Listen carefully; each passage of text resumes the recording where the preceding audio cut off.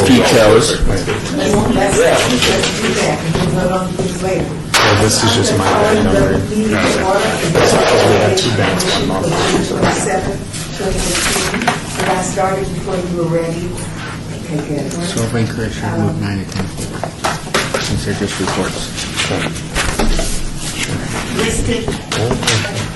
Items on the agenda may be taken out of order. Isn't that great?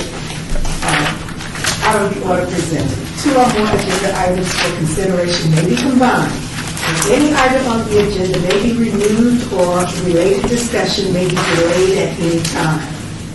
Backup material for this agenda may be obtained from the city clerk, the city clerk's office. Now, how do you do this before? Announcements will be I'll be twice before the meeting law. Yes, you are. So we're going to skip anything that has to be voted. So actually, Madam Chair, now I just wanted to consult your bylaws just to make sure I gave you accurate information. So here's what 6 members of the commission constitute a quorum, which you have. A majority vote of members present and voting is necessary to approve any items of business. So you actually can report, and I apologize for that. Every commission has slightly different bylaws, so you can. So you can vote. Correct. Paul's not voting, so you'll need a majority of 5, so you'll need 3 to approve. Okay, good. Okay. Public comment during this portion of the agenda may be limited to matters on the agenda for action. If you wish to be heard, please come to the microphone and give your name. Call the roll, I'm sorry. Call the roll, please. Yeah, sorry about that. I threw you off. Chair White. Here. Vice Chair Stovall. Here. Commissioner Clay. Excused. Commissioner Bellis. Excused. Commissioner Levine. Excused. Commissioner McMillan Arnold. Present. Commissioner Beck. Here. Commissioner Hotchkiss. Excused. Commissioner Serapis. Excused. Commissioner Cosgrove. Excused. Commissioner Larry. Here. Commissioner Bankston. Here. Thank you. Public comment for this portion of the agenda may be limited to matters on the agenda for action. If you wish to be heard, please come to the microphone and give your name for the record. The amount of discussion, as well as the amount of time any single speaker is allowed, may be limited. The public is also welcome to make any comments as each item is being heard by the board, so that we can take an action now. I'd like to have approval or discussion on the minutes, please. Second. It's been moved and properly second. All those in favor of accepting the minutes as presented? Aye. Thank you so much. Any opposed? No opposition. So we're going to move on to item number 5. Should we put item number 5? Should we move item number 5 back just a bit? No, we can. Okay. Item number 5 is HPC 73645. Read us through this, Paul. Yeah, Chair, Commissioners, the application before you is a request for a certificate of appropriateness. This is for a existing accessory structure garage, fence, and attached accessory structure patio cover at 1236 South 7th Street. Applicant has constructed a fence on the south and east property lines, a patio cover attached to the south side of the existing dwelling, and partially constructed a detached garage in the rear yard without obtaining permits. Site is within the John S. Park Neighborhood Historic District, which is listed both locally and nationally. Subject property was determined to be a contributing resource to that district. The fence appears to be exceeding 2 feet in height within the front yard per the zoning ordinance Title 1906. The maximum solid wall allowed in the front yard is 2 feet. As such, staff is recommending a condition that requires the applicant to limit the height to 2 feet unless they obtain a variance approved by the Planning Commission or City Council. This would include any wall that is east of the main dwelling. The design guidelines for John S. Park are silent in regards to fence, so there were no additional design standards to apply. The detached accessory structure meets the standards of the zoning ordinance and the design guidelines of John S. Park. John S. Park guidelines are silent on structures that are behind the main dwelling. Condition of approval has been recommended to require the structure to be finished with materials that are architecturally compatible with the main dwelling. And then for the attached patio cover on the south side of the building, fails to comply with standards of the zoning ordinance Title 1906, which requires a side setback of 5 feet. The patio cover, as constructed, has a 0-foot setback and relies on the fence structure for the support of the south end of the patio cover. Structural integrity of the patio cover would need to be reviewed and approved by the building department prior to the issuance of any building permit for the structure. If the commission approves the certificate of appropriateness for the patio cover, the applicant will still need to obtain a variance approved by either the planning commission or city council. I've included in the staff report the backup guidelines for the John S. Park Historic District, as well as the findings that need to be made for the approval or action on the certificate of appropriateness. Staff finds that the fence and detached accessory structure can be compatible with the site and the historic district, with conditions limiting the height of the fence and requiring the garage to be aesthetically compatible with the main dwelling. The patio cover, on the other hand, is not compatible with the architectural style of the main dwelling, which is a contributing resource to the district, and as such, it would not be compatible with the district. So as I previously mentioned, staff recommendations would be for approval of the detached accessory structure and the fence, and denial of the patio cover. The certificate of appropriateness, if approved by the HPC, should be subject to conditions requiring that the patio cover be removed within 60 days of final action on the certificate of appropriateness, that the fence be limited to 2 feet in height unless a variance is approved, and that the detached accessory structure be finished in materials that are architecturally compatible with the main dwelling. The historic preservation officer shall review and approve the materials prior to the issuance of the building permit. And finally, the applicant shall obtain and final building permits within 60 days of final action on the certificate of appropriateness. This may be extended administratively an additional 60 days if an application is submitted for a variance for the improvements. So do we have any questions first? A couple, Go ahead. goes off for the record. Is there a process within the homeowners association, or I guess there isn't one, but within the historic district, somebody buys that house, are they informed about the restrictions or the process to make any changes? Secondly, maybe you can answer at the same time. Did the fence, do all of the, there were no building permit requested for any of this? Madam Chair, Commissioners, there were no permits issued for these improvements. And then as far as the informing new property owners, we do have in the ordinance now that any new district is created, they were required to record on that property that it is a part of a historic district. That would show up in title search. This district would have been designated prior to that, so I don't believe there's any indication on the title that this is a property within a historic district. So that the only issue would be the question that this was all done, the work was done without seeking a building permit. Does the fence require a building permit? Yes, it does. And the detached accessory structure building permit? Yes, all of the improvements that were done on the site would require building The permits. patio cover? Yes. I was going to suggest that when we get to the last topic of new things, is there's some way that we might send out the John S. Park guidelines to all the homeowners, because there's been a lot of turnover in the neighborhood, and there is no mechanism, and I don't see it being put into like MLS listings that that the historic district exists. So I don't know how much disclosure is going on about it, but you've been in there a So long time. let's give Let's hear from your homeowner. Could you please give your name for the record? Jean-Pierre Bourbeau, Would you spell it? L-E space B-O-U-R-V-E-A-U. You're welcome. And would you like to comment, please, on what has happened to the property? I bought it from my mom, and I've lived there for 11 years. I just put up a front fence. I built a garage in the back that matched the same architectural design as my home.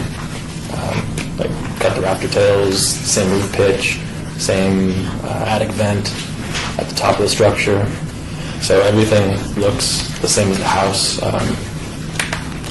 As for the front picket fence, I just looked up 1940 styles. I asked my mom for some input, and did you cover the slat width, like the spacing between the fence? No. No. I just looked up that architectural style from the 1940s and just got some references and built it so that it would match that period. The south side of my house bakes, and I believe that is just denied as far as the patio cover is concerned. So I guess there's no point in covering that. So that there are no building permits for... No. Were you aware of the two-foot limit on the fence in the front of the house? No. Madam Chair, can I just clarify something real quick? I apologize for bumping in. I do want to clarify that our rules for front yard fence, it's 2 feet that may be solid. The wall actually may be up to 5 feet. It's just the top 3 feet, whatever part of the wall is above the bottom 2 feet has to be 50% open. So it is, because I'm looking at the pictures, I don't think this is above 5 feet. Do you know your height? Yes. Through you, Madam Chairman.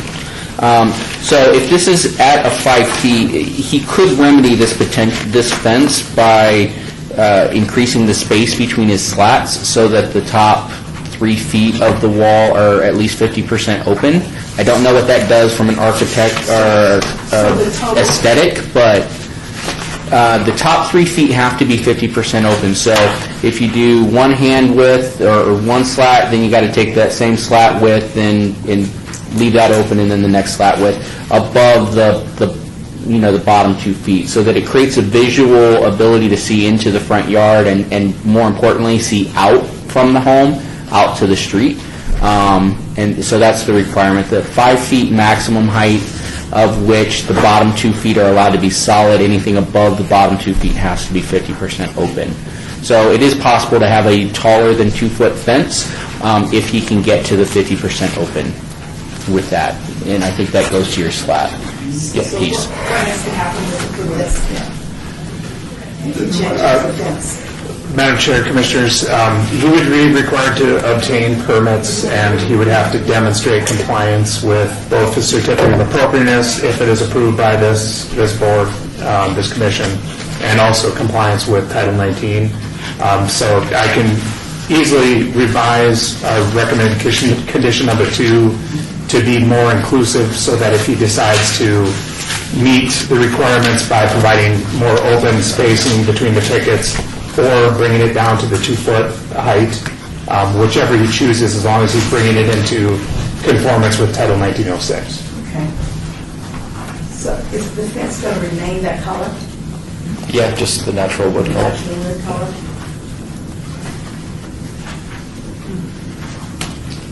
Commissioner Laramie, how tall is the fence right now?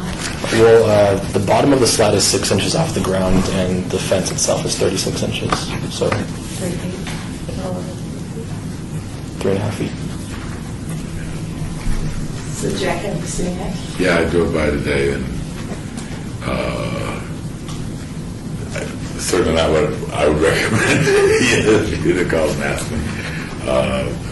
I can see the point of having a fence, but it's really one of the only fences in the whole block of 7th Street. It's the only picket fence in the neighborhood, except for now at the corner of 11th or 12th. Yeah.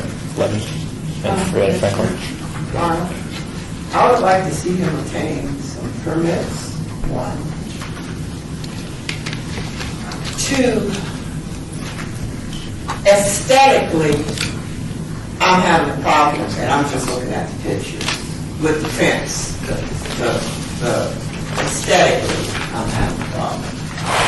And I know, I don't know if that's personally my problem or what, but I would like to,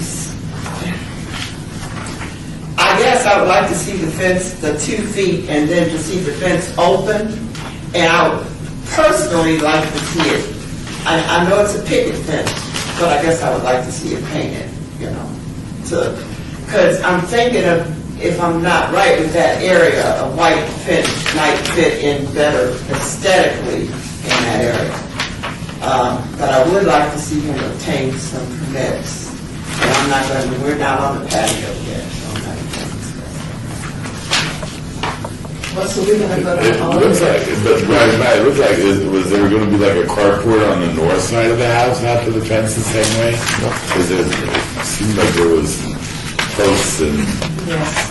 Yeah, I was going to apply for a permit to put up basically a 2-foot tall framed lattice section in between each 8-foot panel. Okay. I don't know what's required on that, all right. But you can't build up to the fence line. You can't build up to the property line. I mean, there are plenty of properties in the neighborhood that have carports, so Yeah. As a part of whatever action that the Madam Chair, Commissioners, as a part of any action that occurs here, we can certainly set up a meeting with the applicant to talk about the requirements to make sure that anything that he has planned in the future meets those requirements, and then sets forward the process for applications to this commission, and if he so chooses to go forward to Planning Commission for any authorization as well. So we can certainly do that. So we can do that and disregard these recommendations for now? No, I believe that the action that you take, should you choose to take action today, you would want to, whether it's approval, or if it's denial, that can be just a clean denial. And on the record, it would be that he needs to obtain building permits, or obtain any approvals, because he can appeal this to the City Council if there's action taken, or he needs to remove the offending improvements within a certain time period, whether that's 90 to 120 days, whatever we want to leave open for that. But if this commission takes action to approve a certificate of appropriateness, you want to be clear with conditions what is being approved and what are timelines for him to achieve compliance with building permit, if variances, should he need to go forward with that, if that's something that this commission is comfortable with or not, as a part of that certificate of appropriateness. I would like to, I like your recommendation. I like to keep with the planning department's recommendation. And in that, you have that he has to obtain a building permit, right? That's correct. Because I think that he should obtain a building permit. It's not just for us, it's really for you too, further in the future. Of course. Okay? That's going to, a building permit is going to benefit you more than it's going to benefit me. But I like the recommendations. The other thing is, and maybe he can meet with you guys, is my little aesthetic hang up. So, Sorry to jump in real quick. The clerk just asked if everybody could identify yourselves for the record, make it easier before you speak. Did I not? Matt Miller. Still up for the record, this is a question, if I could just sort of parse this thing down. As far as the fence, I was right, it's 6 inches and then another 36 inches. yes, sir. And that in itself is a violation. And the way to cure the violation would be, one of the options is to increase the spacing so there's a 50%. So we kind of move forward. Is that something that is acceptable to you? Or if we do denial, would you plan on going to the planning commission to seek a variance on this? Well, if you deny it, then my understanding was that I could not seek a variance. Well, you could, Madam Chairman, Commissioners, Paul Banks for the record. If there's action taken today, the applicant does have the ability to appeal that action to the city council. You would have to pay a fee to seek that appeal, and it would be put on the next available city council meeting, which at this point would be a few months out before it could be agendized. so there's no path to the planning commission. If anything is approved as a part of a certificate of appropriateness, whether it's by the HPC or by the council through an appeal, if there's anything that does not comply with the zoning ordinance, it would still have to go through the process of the planning commission to get that approval as well. Okay, So so there's, in my language, so for the record, that if we said yes to the fence the way it stands, if we said, fine, and we also said yes to the detached accessory structure and no to the patio cover, that would still go before the planning commission? the fence would be required to go before the planning commission because it exceeds the requirements of the ordinance, of the zoning ordinance, yes. So looking at the recommendations, The patio cover could still go appeal. I'm not doing clarify reference. so what about the recommendations would you not I have no problem agree with the with recommendation. today? Magnolia Arm, no problem with the recommendation.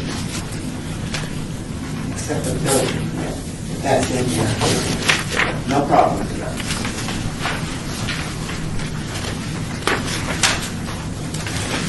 So for the record, I read this, the approval or what's the status of recommendation? It's the recommendation of the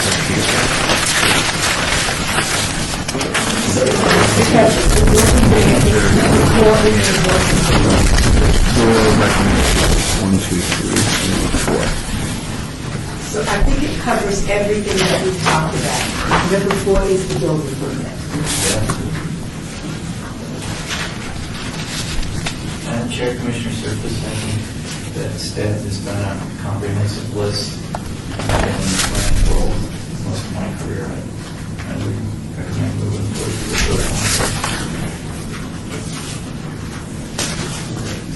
And then what would add, Jacobine, so then you really have to go back to the permit department and meet all their guidelines. And the biggest problem with the guidelines is the height of the fence and the trees that are so low that actually the house just disappears when you drive down the street. Now you got the fence and then you got the trees and there's this little strip of maybe Well, the there's a height house of the back fence there. would be okay if he moved. If he opens it up more, okay, I mean, the slack going away or something like But that, it from does- above 2 feet. But it does stand out a lot. It does. The natural wood stands out so much. Madam Well, Chair, now we're getting to the second, I have like natural wood and I'm just here the first red. Okay. Madam Chair, Commissioners, too, if the applicant could add, is it stained? What kind of treatment has been made to the wood? None so far. I was going to stain and seal all of the wood. It's redwood. All of my fences are. I was going to do that, but then I got reported and I had to start doing this, so I just stopped working on everything. Okay. Just so for the record, was there a complaint there, or how did we get? Yes, Madam Chair, Commissioners, there was a complaint through the Code Enforcement Department, which is how this got forwarded to this commission, for him to make application. Division. It's the division. So are we, It's the planning department. Say that in people, they gotta stop saying licensing department, enforcement department. Can he, I mean, we go through his recommendations, but can he work with you? Or work with someone to help walk him through these recommendations and kind of give him an insight to, I mean, he's got a statement fence and you need to open it up, so maybe to me aesthetically, I mean, I love redwood, but to me aesthetically, it may, with it opened up, have a different appearance. You see what I'm saying? So I mean, but maybe he could work with you in completing, is that possible? Madam Chairman, Commissioners, we definitely could have a meeting with the applicant to discuss the option. There are a significant number of options because the historic district guidelines do not include fences, so therefore he has kind of the palette open to him of what to do. So it just comes down to meeting the zoning ordinance requirements as far as height, opacity, and so forth. So we could certainly sit down and have a meeting with the applicant and He follows the walk through those options. recommendations and works, and you guys work with him. See, I have no problem with you. Everybody gets half of both worlds, that's both worlds. So off the record, I would have to say is that the applicant is clearly making an effort to stabilize this house and improve the lot, lived there for more than a decade, his family, this is their home. So the effort was not being made to disregard the neighborhood. In fact, this is going to be this person's home. That, maybe we should recognize the fact he's wearing that lovely T-shirt. He doesn't have like the point for that. So are we ready then are we clear now on the recommendations and are we ready to? Madam Chair, if I might, I'd just like to read the revision I'd like to make to number 2, just to make it more open to the possibilities that he may go after. So number 2 would be revised to say the fence within the front yard shall be brought into conformance with Title 1906 unless a variance is approved by the Planning Commission or City Council. Okay. Thank you. Madam Chair, Seth Floyd, if you would just confirm with the applicant that he's okay with those conditions. So do you look at the recommendations, all of them? Those 4 recommendations? Yes. Yes, I just read them. Are you comfortable with those? You just amended it. Yes, amended is amended so that you would not have to cut the fence? Well, and let me just clarify, I wouldn't expect him to say he agrees with the denial of patio cover, but if you're gonna go with staff's recommendation and approve 2 components, is he okay with the conditions that relate to those approvals? That's the question. So just for clarification, the amendment to number 2 is that I changed the width of the slats. That you comply with the building code, which would allow that, if that's what you want. If The that's where you zoning want code, to to be go. clear, the zoning code. Right, so staff would work with you to identify a way for you to conform to the zoning ordinance, which would allow you to get the permits, whether that is increasing spacing, reducing the height, or other potential options for reaching that opacity requirement and height requirement. Yeah, I'm happy to work with the commission. I'm sorry, I have one more question. Okay. Patio cover, can he reduce the size of the patio cover? Would that make it,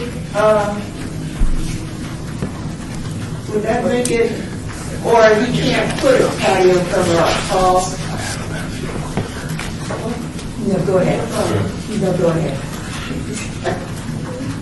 Can he reduce the size or? Madam Chairwoman, Is that a problem? Commissioners, the applicant could propose a patio cover that could comply. It would be small because of the setbacks that are required there, but he would have to start over essentially with the construction.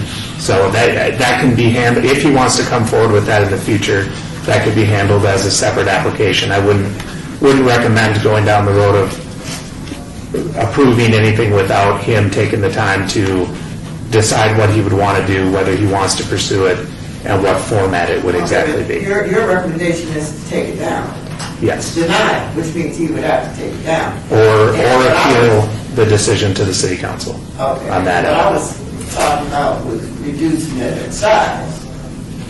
It would be, because of the way it's constructed, it would be a significant change to the proposal, to what's existing, so I would recommend that be handled with there's no cost to apply for a certificate of appropriateness, so it would allow him the time to go back, decide what he wants to do, what he would want to propose, make sure that it's feasible, make sure it would be conforming with the ordinance and with the building code, and then come back and propose that to this body. And the recommendation is to acquire a certificate of appropriateness for the patio. Is that in the recommendation, or are you just straight flat out denying?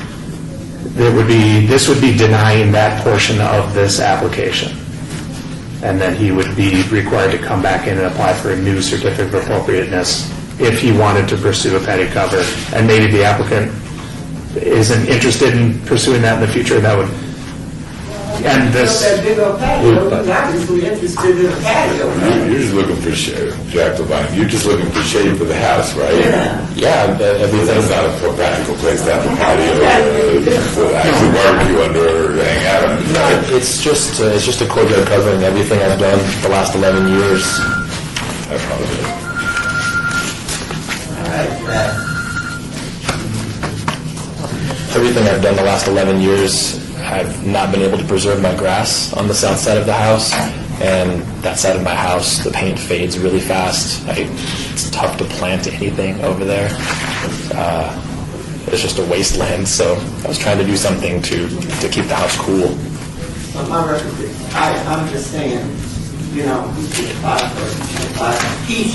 for, it would be nice if you could apply for a certificate of appropriateness for your patio cover that we've recommended to deny. You understand what I'm saying? I'm just trying to give you a little information here. Yes. Yeah, no, definitely when staff meets with the applicant, we can go over that and any other questions that he has on the property and make sure that he's fully educated and ready to move forward with any application should he want to. So I would like to ask for a motion, including the change that was made to number 2. I would move that we accept the staff recommendations, including the amendment to number 2.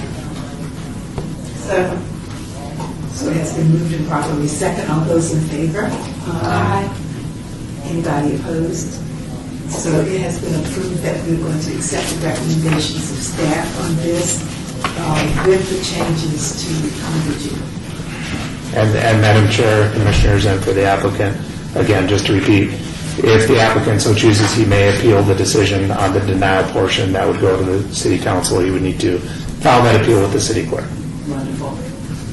Thank you so much. Thank you very much. And thank you for the pride in the neighborhood and wanting to keep your house so that it's beautiful. I appreciate I it. love your house part. Yeah, me too. Okay.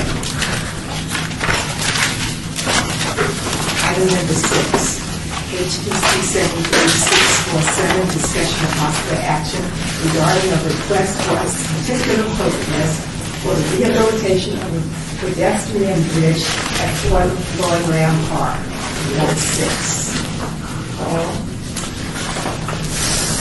Madam Chairwoman, Commissioners, the Department of Operations and Maintenance is proposing to rehabilitate the pedestrian bridge in Floydland Park to allow it to be returned to use as an amenity within the historically designated park. While the pedestrian bridge was not specifically listed in the National Register nomination as a priority or contributing structure, the suspension bridge is mentioned several times throughout the document in reference to other structures. However, the local register nomination embraced the entire property and all error-appropriate improvements as contributing structures. Therefore, the Commission should treat the structure as a contributing resource. Further information that's come to light since the time the staff report was written, the City of Las Vegas recorded a covenant on the property of Floydland Park that grants review privileges to the State Historic Preservation Officer for any improvements that are done there. That would be interior, exterior, everything. So this application, should this commission take action on it, would need to also be forwarded to SHPO to have their review and comment as well. So there's an additional level of review there. Staff finds the proposed rehabilitation to be a positive improvement within the park and that it would be compatible with the historic site. Is recommending approval of the application. Are there any questions on this application? This covenant is no longer record, this memorandum of understanding or agreement with SHPO regarding the additional covenant, is that something we've recently done? Madam Chairwoman, Commissioners, the covenant was placed on the property when the city accepted Cultural Center grants for the rebuild of the Adobe, and that was, at that point, it was approximately $90,000 of grants that were received, And in exchange for that, the city recorded that covenant for, I believe it goes until 2034. So for the record, for the entire area? Yes. Not just the building or? The SHPO's position on it is that it is for the entire property, and every improvement that occurs on it is subject to their review and approval. Would be the appropriate process to call SHPO and get a list of other agreements city has? Well, yes, we can certainly follow up with them to make sure there aren't any of these other covenants out there that staff wasn't quite aware of previously. This will also potentially trigger some back review of some projects that the city has done where we were not necessarily following those covenants and getting SHPO's approval or review at least on those, which we are working with SHPO. They were going to do a look back in the records to see if they have received any review requests since the time the covenant was recorded. So we are working to make sure that we are in compliance going forward for sure, and taking kind of the backward steps to make sure that we bring everything into compliance with that covenant, because we do not want to risk them recalling that grant. So. Yes. I may say it's all the record, the covenant is at the top of SHPO's mindset right now. The public meeting coming up regarding the 100 year. Commissioner Larry, Yes. I have a question. The current bridge that's there and deteriorated, is that the historic bridge, or was that a replacement from a different time? Staff's understanding it is the original, or at least elements of it are still the original. There may have been significant work that's been done on it in the meantime. And in the work description, when it says that it's going to refer to the historic photos, do we know, and I apologize, I haven't read the nomination on this part, do we know that those historic photos exist and that there is evidence that they'll be using, or is this an assumption that's being made that they'll be able to find this? That, at this point, the assumption, the National Register nomination didn't include, that I'm aware of, in photos of the bridge in particular, because it wasn't a deemed a structure at that time, or a building, and which was the focus of that nomination.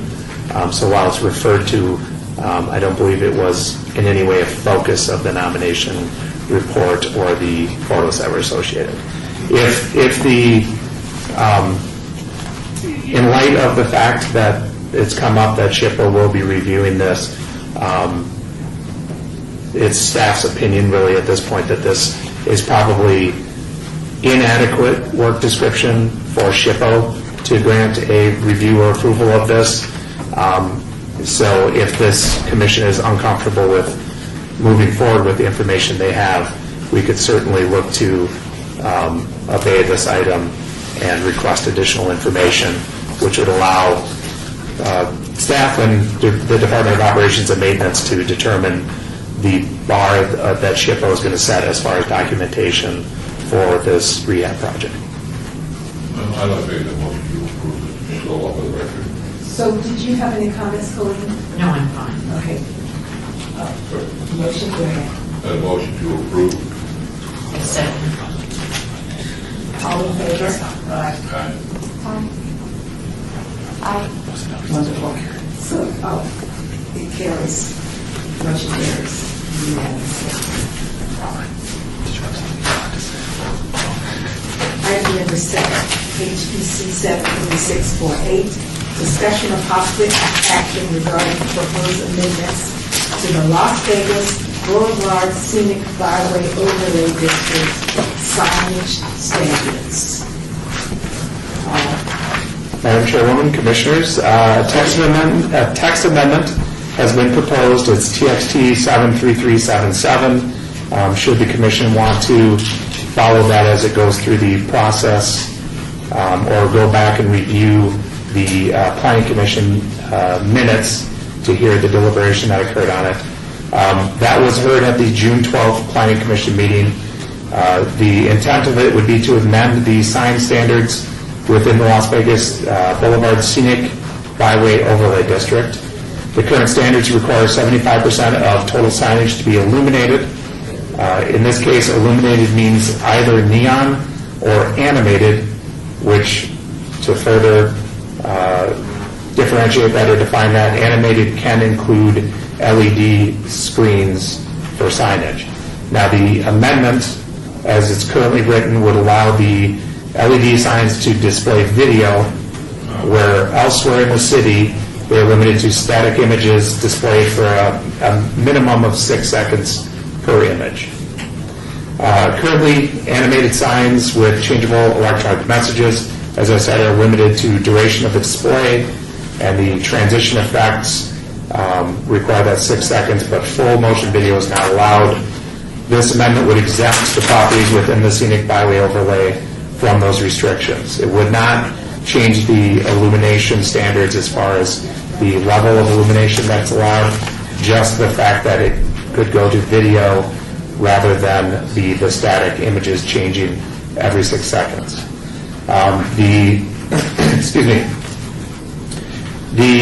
Exempting the district from these restrictions on video messaging would allow greater flexibility regarding how signs are used and would further the intent of the district to preserve the character of Las Vegas Boulevard as a nighttime urban scenic byway. It would also provide signage standards that maintain and enhance the scenic qualities of the historic highway in accordance with the scenic byway designation. However, while acknowledging the benefits of the proposal, staff does have some concerns in regards to opening up eliminating those limitations.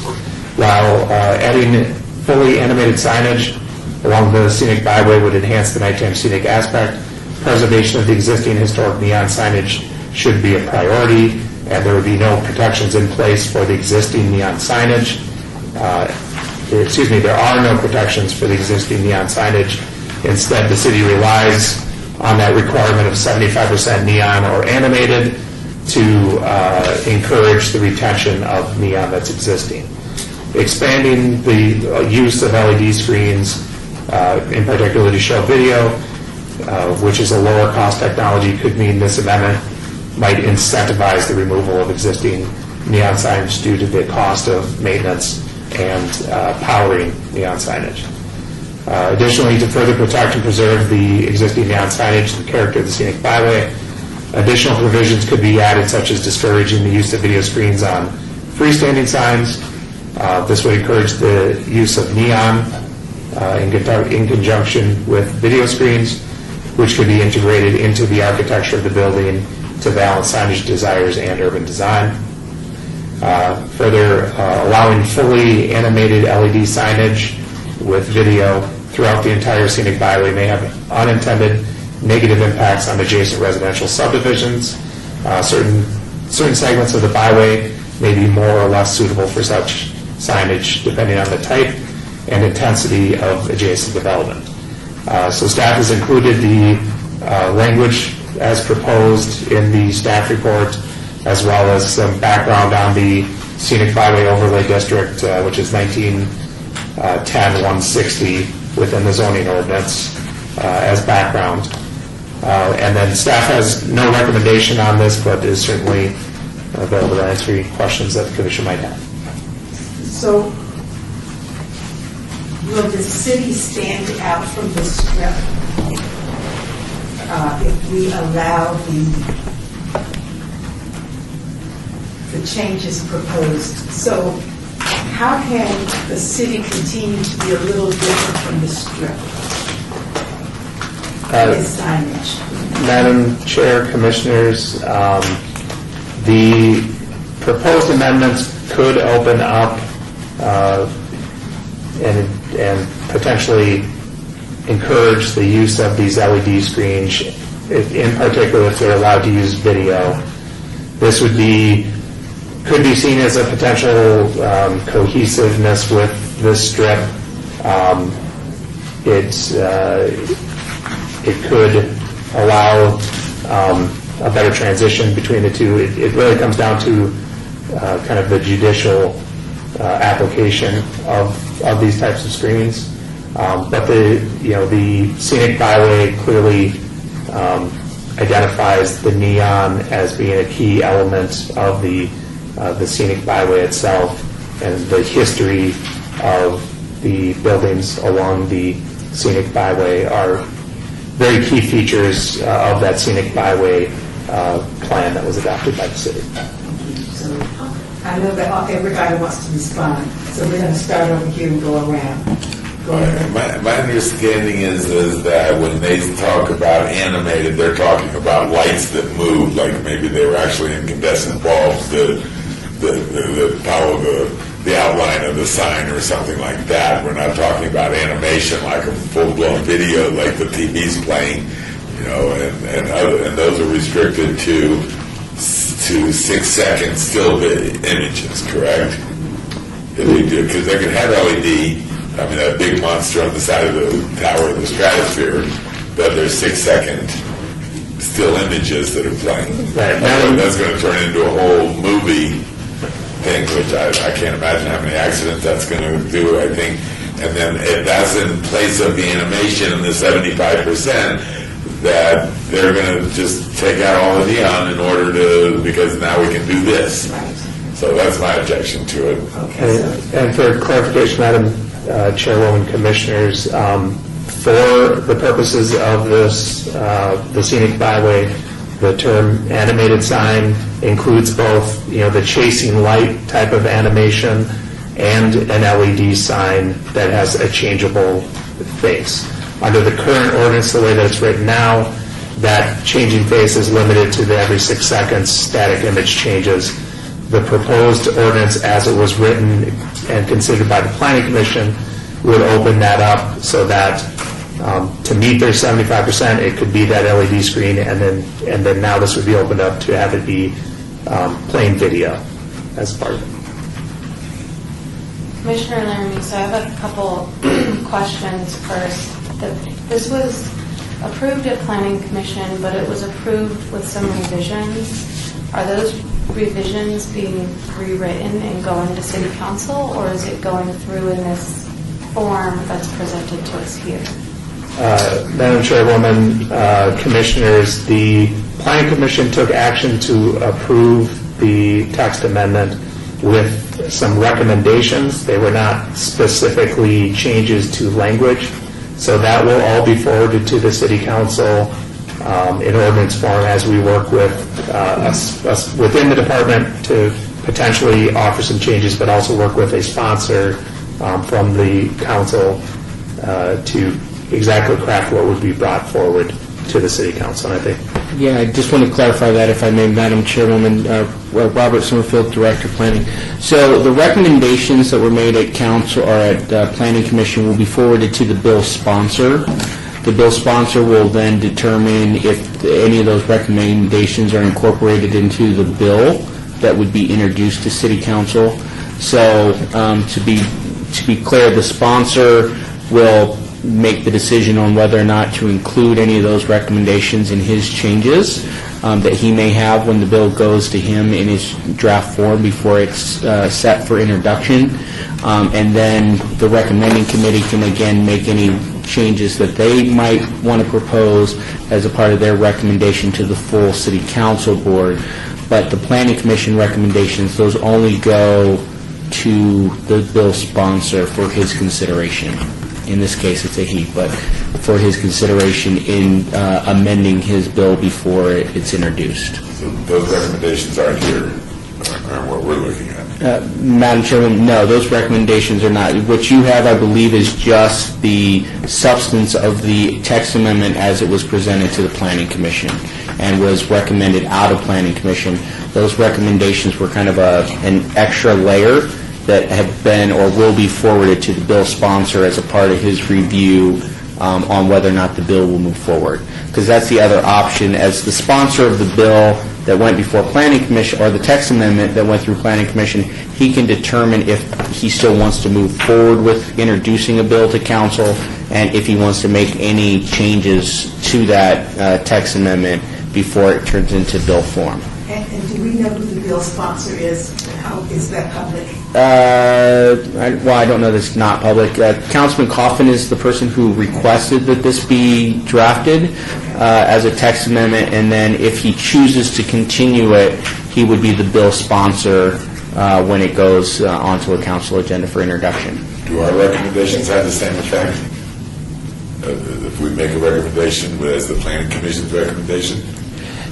Madam Chairwoman, through you, so yes, so essentially what we would do is based on your action here, we would forward that, because I don't believe we forwarded this package yet to the sponsor for his review, so we would package all the recommendations and feedback we've received on the text amendment, including any public testimony, had we received any during the Planning Commission hearing, which actually we did receive public testimony, so to be very clear, we forward those notes. All of that goes as a part of what the sponsor receives as they're deciding how they want to have the bill introduced. Thank you so much. Commissioner Larrabee, did you finish your questions? I think so. Well, I think they were answered in that explanation, but I do have one, actually, sorry, quick question. You said it would go through a recommending committee. Is that going to be a public meeting? Has that already happened? Through you, Madam Chair. So land use changes are a little different in that they have a public hearing at Planning Commission as a text amendment, and then they convert from what we call a text amendment into an ordinance. And at the ordinance stage, so the way the City Council process works for a change to the code is that the bill is introduced, so it appears for the first time on an agenda that way. There's no discussion. At that time, though, they'll set what's called the recommending committee, which is actually held here in this room most of the time. That's the public hearing for a proposed change to the code. And so that recommending committee is made up of 3 members of the City Council.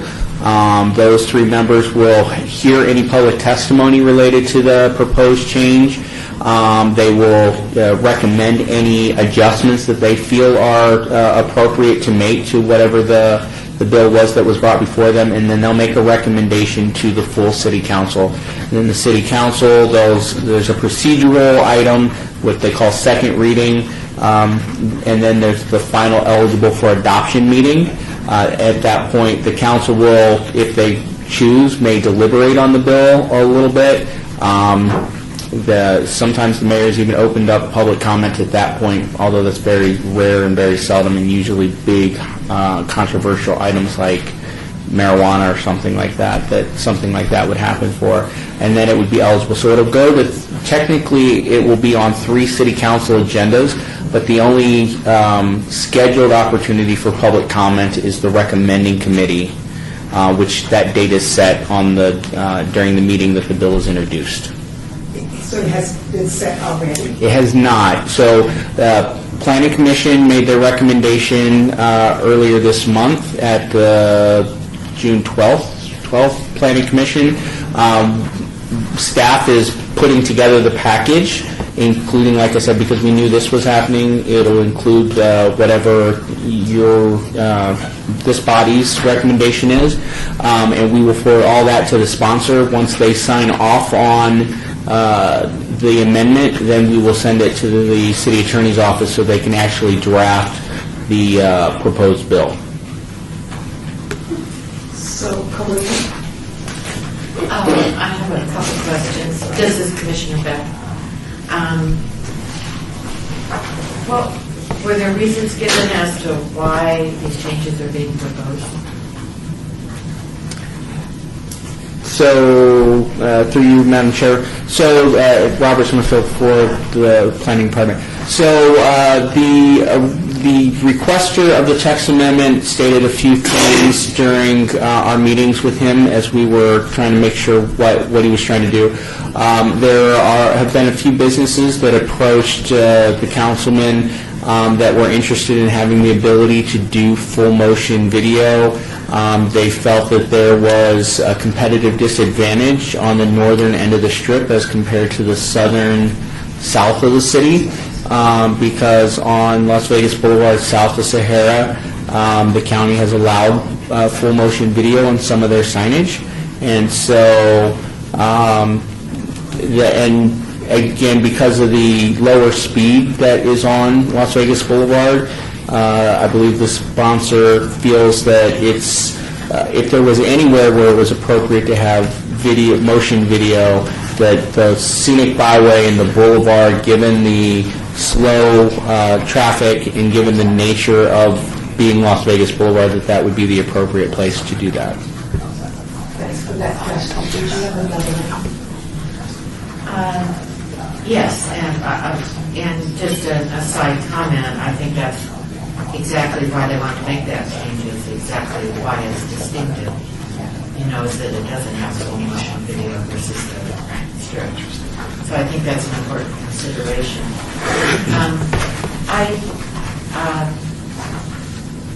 I need to go back to this designation of the Las Vegas Boulevard Scenic Byway Overlay District, and in here it says the state of Nevada designated as a scenic byway the Las Vegas Boulevard Scenic Byway. The state of Nevada I wasn't involved at that time. What's meant by the state of Nevada did the designation? That I will re-transfer the conversation to Paul with your indulgence. Madam Chairwoman, Commissioners, to be honest with you, I'm not sure exactly why it is the state of Nevada designated. It may be that only the state can designate scenic byways. It may be because it was a multi-jurisdictional effort. I would have to do some research to find out exactly why they are the designator in this case. For some reason, I had the impression that the byway was one of these scenic national byways. Is that correct? Yes, that is correct. So it's actually a national byway. Yes. And I don't know that that's clear in this information here. So, you know, the idea was to preserve its character as a nighttime urban scenic byway, and then there are discussions in here of the neon and other things. So, for me, this is a very radical change for the cultural environment along that part of Las Vegas. You're talking about the part that's in the city. Yes. Yeah, I talked about. Yes. So, we want, I concur, and I really applaud our fellow commissioners' way to kind of define the situation. thank you. The same way. I do not like it, do not agree with it. I'm tired of LED Commissioner Magno and Arnold. I'm tired of the modern updates to everything and no consideration of historic preservation. North of Sahara, down to Washington, that's Las Vegas Boulevard. I've never considered it a byway, it's Las Vegas Boulevard. You know, and that's historic. All that stuff has been there, even the divide thing, you know, where it splits up. So no, I don't agree with this. I don't even understand why Councilman Kaufman would be, you know, I'm shocked that he's not in support of historic preservation, that he would need to be supporting this. So unless you can come up with a way to keep the historic signs that we've placed there already and improve upon them, not that in my opinion it's going to matter, I don't like it. I think our opinion, thank you. And I think our opinion, this is the beginning of this process, and I think that we're in here on the ground floor just like everyone else. So let's not demean what I'm we're just saying, calling. I'm understanding. Well, I'd like to disagree with the chairman about not doing Thank you.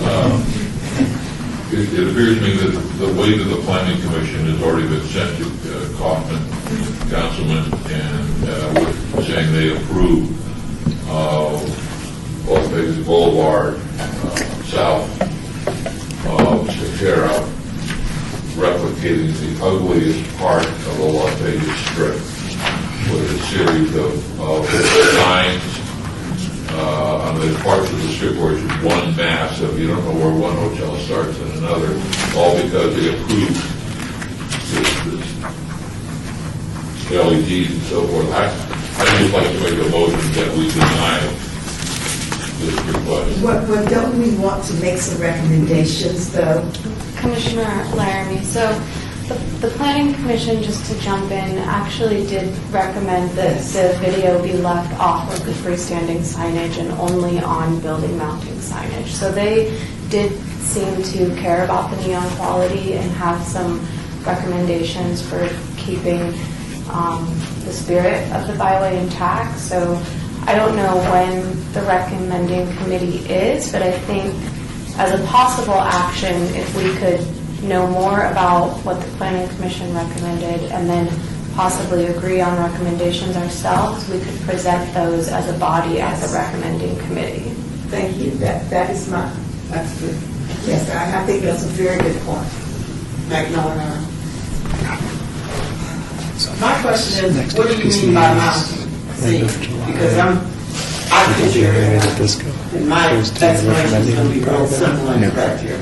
I'm picturing driving down the strip, so where are we mounting all these crazy electric signs and all these LID moving lights and stuff? What is mounting, I guess? Where are you talking about? On the actual buildings? Is that what you're talking about? Or are they putting them in the middle where we have the signs, in the middle of the street, where the street divider, where they usually put signs? Madam Chairwoman, Commissioners, I know staff's review of this, both to present to the HPC and to the PC, our concerns were that the signs be aesthetically integrated into the architecture of the building, so that they not be a freestanding sign, not be an afterthought, but they actually be a part of the plan of the architecture of the building. That was how we viewed it, as expressing that concern to this commission, to both commissions, and as we would forward it on. So, The question is still off of the record. Is there a timing issue here? Madam Chairwoman, Commissioners, I'll let Robert, because he's looked at the calendar a little bit, elucidate the process moving forward. So, Madam Chairman, again, for the record, Robert Summerfield. So this amendment, the earliest it could be introduced based on our current timelines would be the August 1st City Council meeting, which would put it at a recommending committee meeting on August 13th. That would be the absolute earliest that this could possibly move forward. And I want to be very clear, move forward in some fashion. So the councilman has not received, as the potential bill sponsor, has not received the recommendations of Planning Commission yet to determine what that final proposal that would be moved forward to the City Attorney's Office for bill drafting is going to be. And I also want to make sure and clear for the record that in all my conversations with the councilman concerning this proposal, there has always been an interest in protecting the historic integrity of the boulevard, particularly given the historic districts that border the boulevard. So he is trying to balance competing conversations, but I do not believe that there's any interest on his part to reduce the historic integrity of the boulevard and the surrounding district. So again, at the earliest, this would be eligible for introduction would be August 1st, which means you will have a July HPC meeting, which we can update at that time what the schedule on this particular item is. Because while I say the earliest it could be is August 1st, that doesn't guarantee that it will actually be ready to go by August 1st. There are a number of reviews and steps that have to occur between now. And actually, in order for this to be on the August 1st agenda, we have to have everything wrapped up by the July 8th is the 16th? Yeah, so July 16th, we would have to have actually all of our administrative procedural steps wrapped up to even have it potentially, and the City Attorney's Office hasn't even seen this yet officially. So August 1st, absolute earliest it could possibly be done. More realistically, it probably won't be introduced until the second meeting in August, if it's in fact introduced. So, but we have time to update you all so that you can, as Commissioner Laramie had talked about, formulate a HBC level response if you wish to have that for that recommending committee. And then, of course, as we've discussed many times, particularly into Commissioner McMillan Arnold's concern about making sure your all's voices are heard, you would, of course, as individuals, all have the opportunity to come to that recommending committee and speak as well about your concerns that you've expressed here, in addition to the recommending committee versus just submitting a formal response from the HBC. And the recommending committee meeting is August 13th. Potentially, the earliest it could be would be August 13th, but that date is not set yet for this one because we haven't even introduced the bill yet. So, but those would be the tentative dates based on what we think the timeline could be. It could not be sooner than that, and we will keep this board updated. In fact, Seth, correct me if I'm wrong, but if we could also just email them once we have a more concrete schedule. We don't have to wait for the next meeting to let them know, hey, this item that was before HBC's as a concern item, here's the schedule that it's planning to go forward. So we'll make sure. We would really appreciate that. Yeah. Jack Levine, does Bob Coffin have a deadline that he introduced a text and you've only got X number of days to get it through planning commission review and, and recommendations and it dies and you have to start over? Or, I mean, could he still be talking to us 6 months from now and this is still there in text form? So, Madam Chairwoman, at this time there is no shot clock, if you would, on this amendment. The point at which it will have a certain amount of time that it has to be acted upon is once the bill has been introduced, it's gone to recommending committee. The clerk's office will do what's called publish the bill, which will put it out there for official notice. It's what's in the charter and what's in state statute. At that point, there does create a shot clock where the bill has to be acted upon, or it dies and has to be reintroduced, but we're nowhere near that point in the process.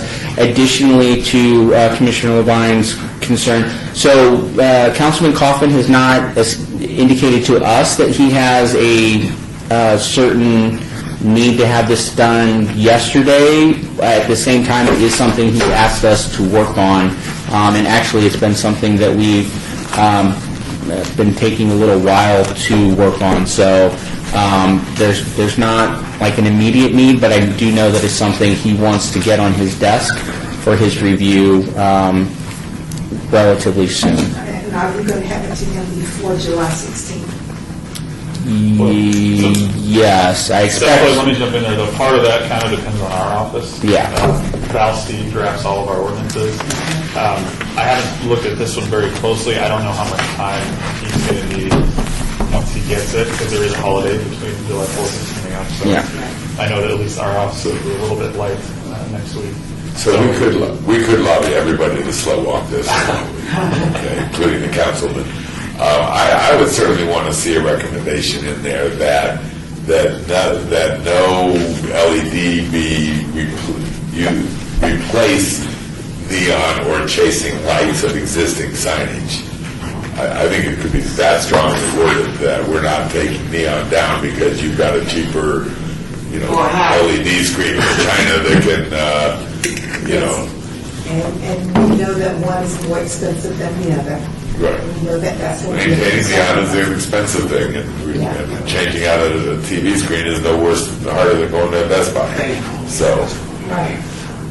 So, Miller, Arnold, did you I'm have another comment? just really, the comment concerns me, and I agree with him in this respect, but I would like to see that if they did have LED, whatever they had, I don't want to see it hiding, because they'll say, oh, okay, we'll leave the signs up, and then they'll put some big old moving sign in front of the historic sign, so you won't be able to see it. You won't notice it. So I don't want to see them anywhere around the historic signs. That's my one thing. Second of all, Las Vegas Boulevard, north of Sahara to Washington, is not that wide. All right? It's going to look like a carnival with all those LED lights and all that moving stuff. To me, it's it just takes away from I guess it's the aesthetic, but more than that, it takes away from it seems to lower the value to me of the experience. And so I would not like to see any, I mean, I can't stop people from putting the roof and stuff on their buildings, and if it's in the architecture of the buildings, you can't just do that. But I think we need to put a percentage, it needs to stop at a certain percentage, because if every employer or every building decides to put on both sides of that street some kind of moving sign, it's going to look like a three-ring circus. So I think that all of us are on the same page when it comes to that we want this part of Las Vegas Boulevard to be completely different, and we want neon. Yeah, and in one sense, even just making recommendations, because we do allow the static signs that change every 6 seconds. They're LEDs, and they're the big one on the side of the Stratosphere. Either we're saying, okay, yeah, we're going along with this, with these recommendations, or let's just put an end to it altogether, which is Bob's recommendation, which I could practically see just recommending denial altogether and just say, no, we don't want this at all. So we don't want to come up with, okay, so we're going to decide whether we want to come up with recommendations or we just want to say no and not take a part in this. Is that what I'm hearing?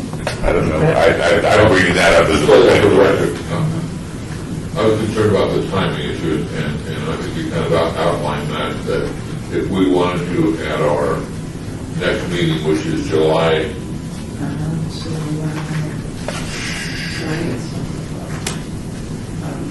I want to make sure that if we have the discussion at our July meeting, specifically what we would recommend. 25th. 25th. But if 25th and then it gets to his desk, the quickest we'd be able to get to his desk would be. The afternoon of the 25th. I don't think we really think that's how fast it'll work here. Madam Chair, Commissioners, if I could, I think it's important that the Commission have a full discussion of what comments you may want to make, and that may take having another agenda item next month. But it's probably best, or I would recommend that the Commission take some action today to, whether it's just to inform the council member that the Commission wants to discuss it further and has some reservations about the changes that have been proposed.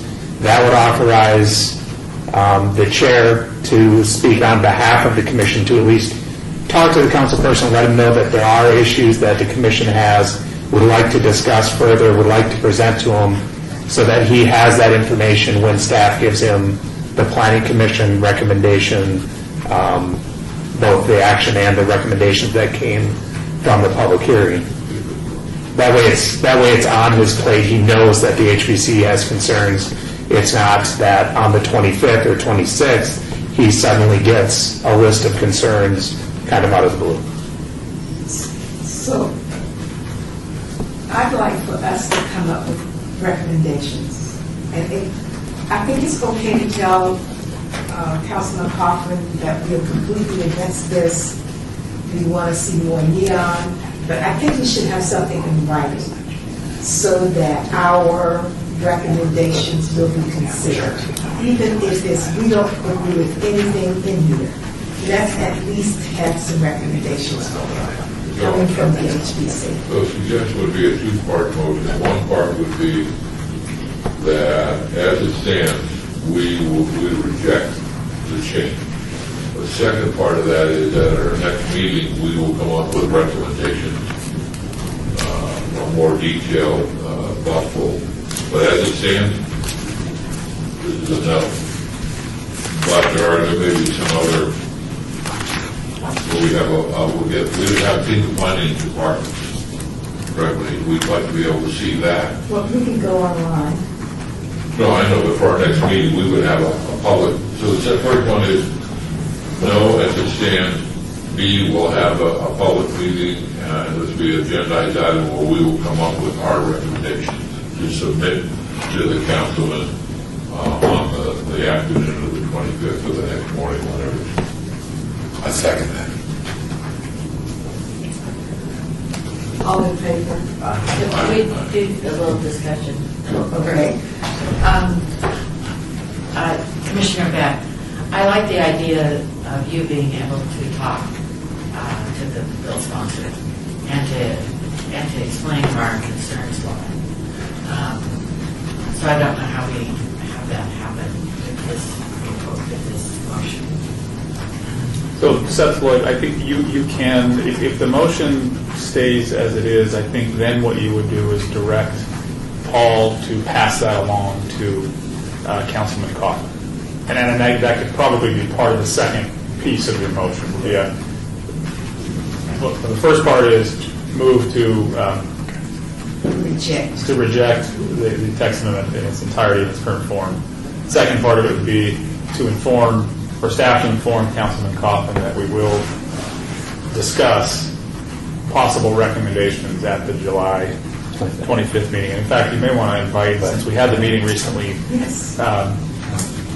Felipe, I think, would be very interested in showing up and listening to that too. So that could be part two of the motion. Excuse me. So what is the possibility of actually having Councilman Coffin come to our meeting? And not just Felipe, but actually have Councilman Coffin? So, if I might, Madam Chairwoman, I think this goes back to Commissioner Beck's statement. If you did a personal reach out, then I think that there's, even money that he would work, especially since it's 30 days from now, so that gives an opportunity for him to maybe get that worked into his schedule. To be perfectly honest, if at the staff level, we would offer that invite, but that would be probably more appropriate for that request to come directly from you as the chair, and it may have more weight that way versus having staff cover the meeting. Well, I know him well, so I will call. So so then, Yeah, Commissioner Beck, yes, that's fine. I just would encourage you to talk to him. yes, good. So the motion on the floor is that we reject the change and that we, for our next meeting, we're going to list possible recommendations. We'll review the planning commission recommendations and come up with our own thoughts. Yes. And have our chair invite Councilman Coffin for the meeting. I would add that. All three of those elements could be part of the motion. That was part of the original motion, essentially, we would inform the councilman. So do you have the motion? Seth Floyd, I was going to say, I'm not sure I could actually summarize that would be better, so we're unclear. Summarize that.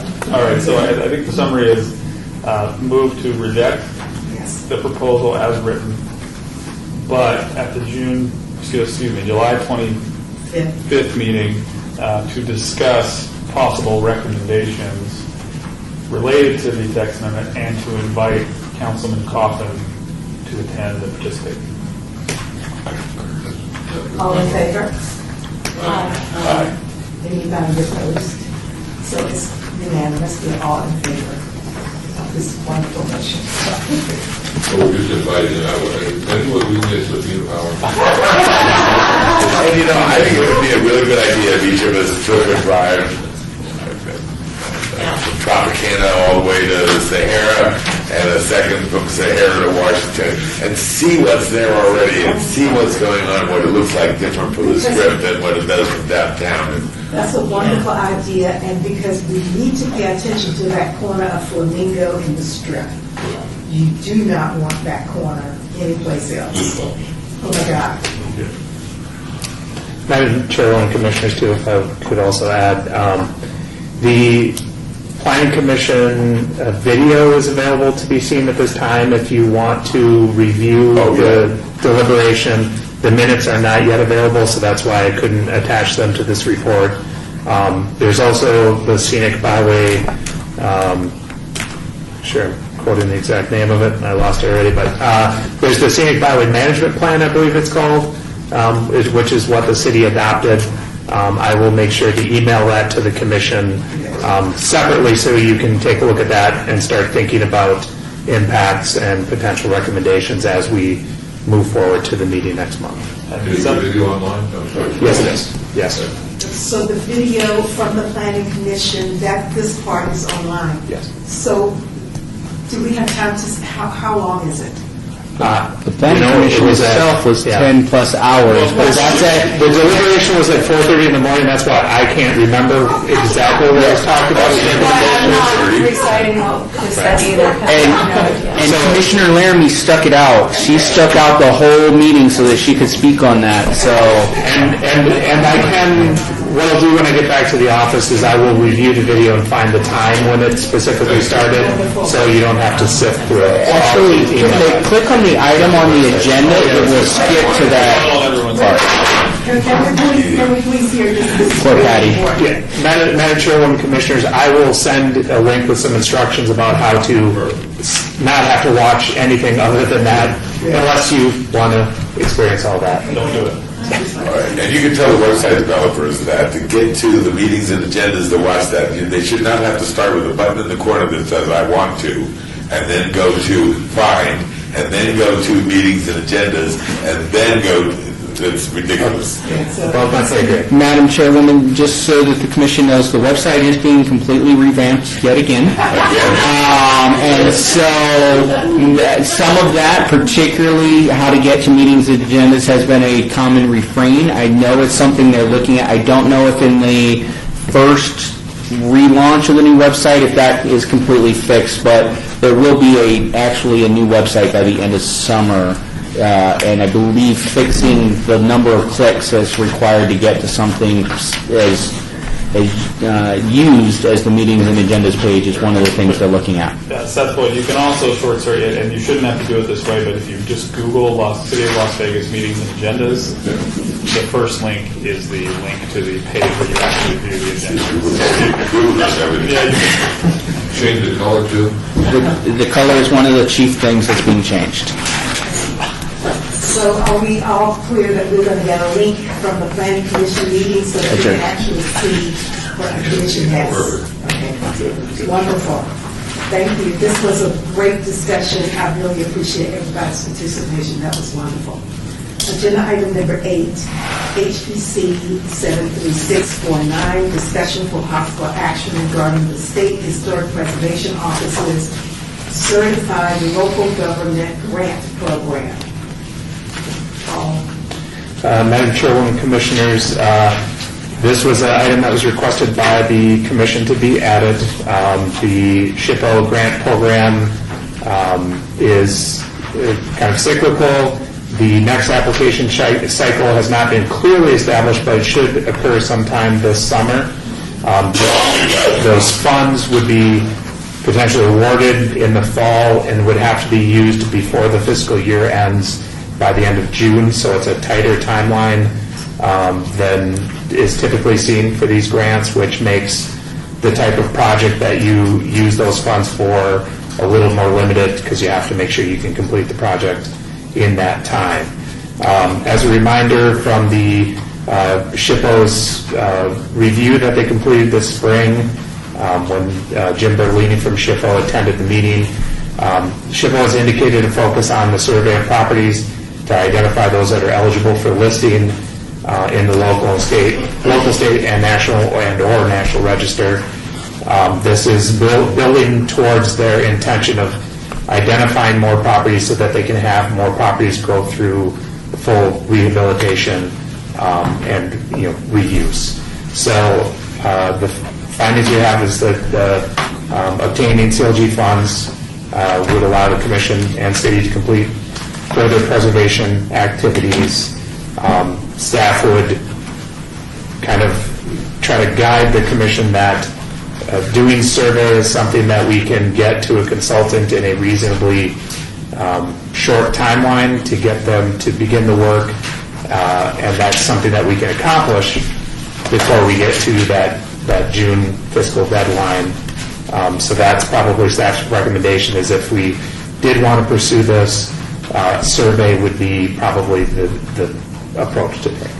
And I think that some of us have attended the meeting yesterday with Joe Bertolini, and one of the questions that came up is if your area wanted a survey, what area would you want to survey? And we came up with 2 ideas in this meeting, but of course, we did not discuss it. We just responded to his question. And to be clear, I'm Chairwoman, members of the commission, this was the training opportunity that I emailed out to everyone, and we confirmed that there was not a quorum of the HPC present, so there's no open meeting law issues there. Good. So I think there are some surveys that we really want to consider, so I think that looking at these funds at this time would be great for us. And I would like for us to propose some surveys that we can consider with these funds. Would you like to go first, Commissioner Laramie? Sure. Commissioner Laramie, I do have a quick question, because this is my first time discussing a CLG grant. How much, what's the maximum that you would apply for, or what type of funds are we looking at?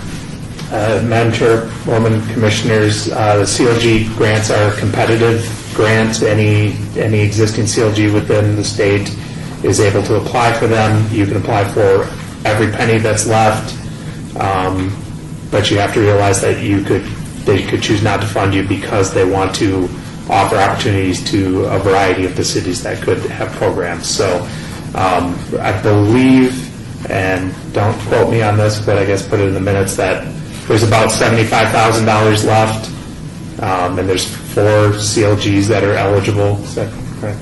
So, in that $20,000 range, we could ask for more. We could also, if it's a survey that we're seeking, we could have it be scalable, where it's a core amount for this area, but we'd also ask for this additional amount to be able to expand it to include this neighborhood or that neighborhood or these blocks. So it's possible we could kind of scale it so that if they don't get enough applications, they could fund us at a higher level, or if they do get applications from all of them, they can kind of give us that initial amount so we can at least move forward with some project. So one project, Commissioner Laramie, again, that we had discussed at the meeting yesterday would be to reevaluate the historic west side for a historic district. I know that there was a survey done that denied a eligibility of the district, but it was heavily architecturally focused, and it could be eligible for social under criterion A, I think it is. But revisiting that, perhaps looking at the boundaries a bit differently, and seeing if there is an eligible district under a different criteria there is one idea. Just a quick question on the project update. There's 2, the Motor Court Survey in Las Vegas High School. We have already funded those, so we wouldn't have to use the vote. Are there any other projects that this commission or survey this commission has in the past approved, which is in the queue? Madam Chairwoman, Commissioners, the other potential projects that have been on the list, and we've included in the project update under that orange box, not to move us off of this topic, but those are some potential other projects, but none of them are specific to survey. They're more to nomination or the development of an ordinance. I think nomination would also be something that the SHPO would support, but timelines become a little more difficult to do the appropriate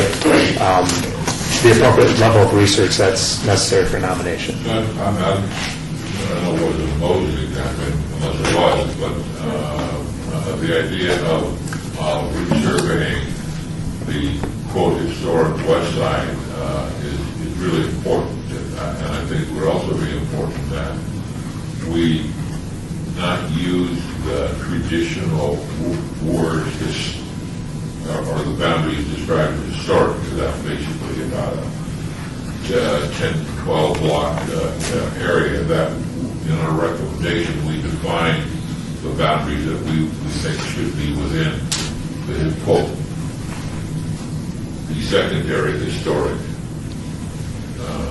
or the historic neighborhood, that the expanded west side, which would be from Bonanza to Owens, from Interstate 15.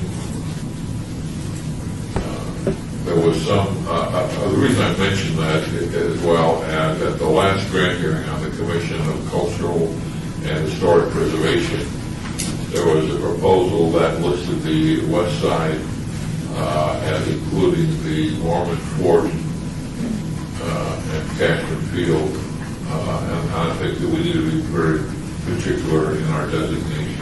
I'm not sure if we go to Ranchos. I think it should be Bonanza to Lake Mead.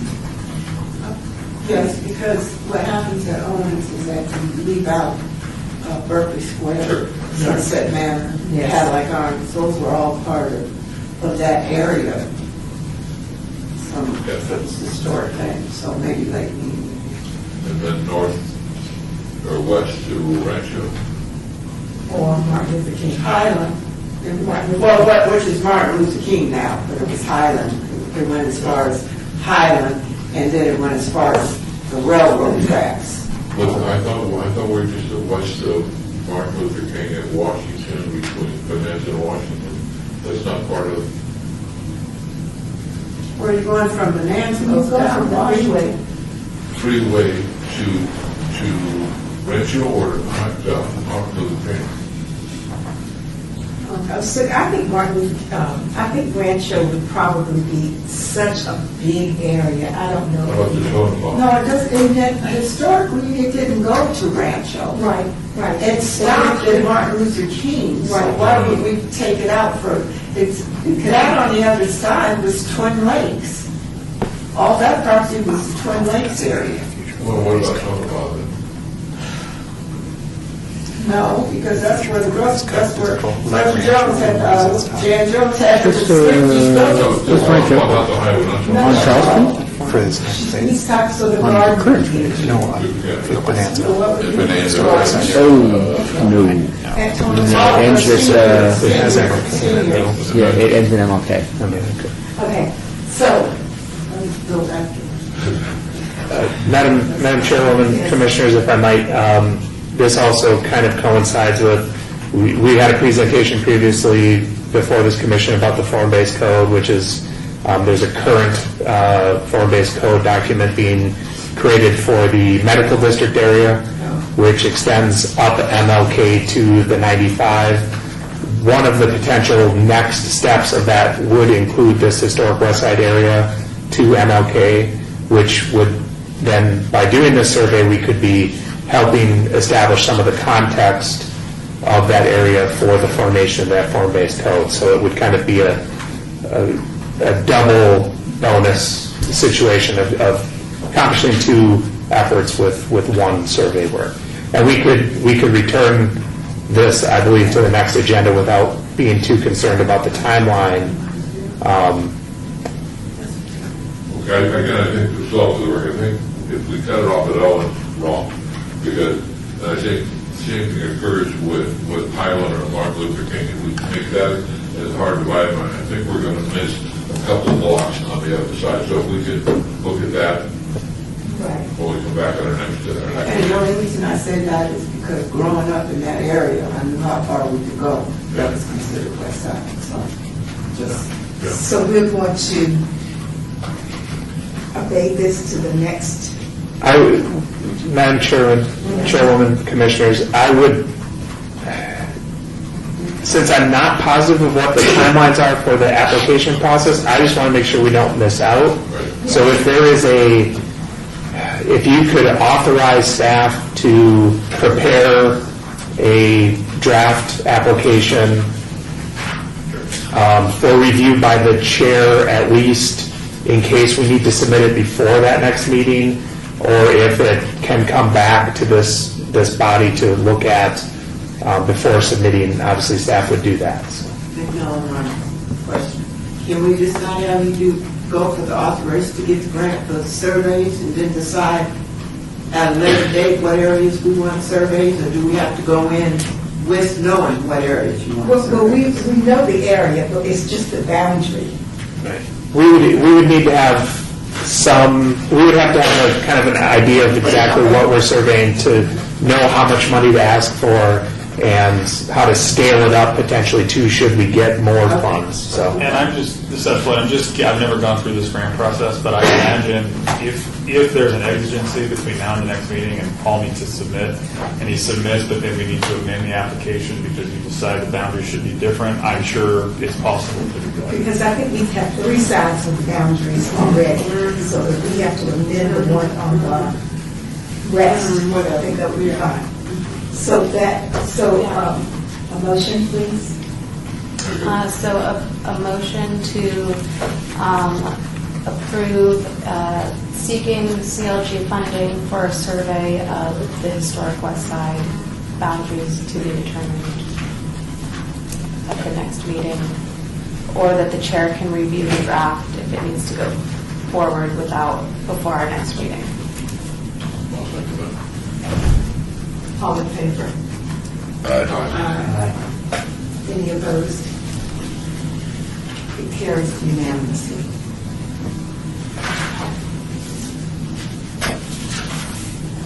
Item number 9.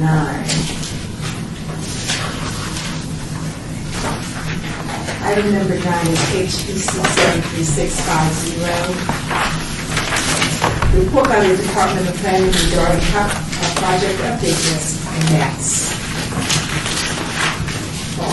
Madam Chairwoman, Commissioners, as usual, as every meeting, we have the project update list. You'll see the new items in red text. That includes the update that Commissioner Stolhoff provided last month on the Huntridge Theater as far as its status, and also the update that the scope of work for the motor court survey and the high school nomination update have been sent to purchasing. The hope is that staff will be able to have a consultant selected and ready to go the middle of July. So that's the update to the project list. In addition, we have the map and the list of potential planning cases to go forward to the next planning commission. This effort is what alerted the Commissioner Laramie to the scenic byway issue. That's what brought that forward onto the agenda. So this process is working. At least that's one example of it working. This is the list of the potential items to go forward as soon as the July 10th Planning Commission meeting, I believe is the date. So those are those items. Should the Commission have any questions about those items or the project list? Well, as far as the update on Huntridge, SHPO, the Historic Preservation Office, has called. There will be a public conference call of the Commission on Cultural Affairs and Historic Places to strictly a conference call, public conference call. I believe it's July the 11th. Paul, if you could confirm that and maybe send that out to all of us.